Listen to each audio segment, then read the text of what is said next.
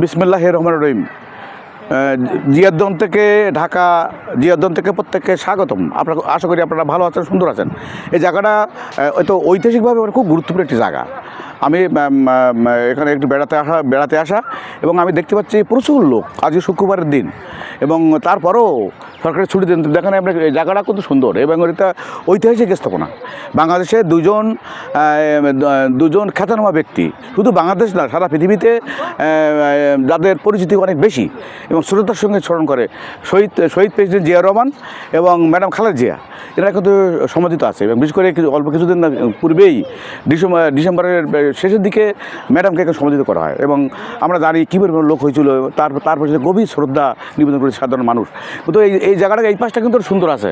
তা আমার মনে হয়েছিল যেন এই পাশটা পুরো এলাকাটা যদি সুন্দর হতো, বাংলাদেশের মানুষ, ঢাকার মানুষের যাবার জায়গা নেই। এটা অনেক এলাকার সুন্দর জায়গা, কিন্তু আমরা কিন্তু সেই সৌন্দর্যর ছাপ পাইনি। এই পাশটা সুন্দর আছে, কিন্তু এই ভিতরটা এখন মনে হচ্ছে যেন অবহেলিত। আরও সুন্দর করা যেত এবং পাতা আছে এবং কিছু আরও ফুল বাগান দিয়ে সজ্জিত করা।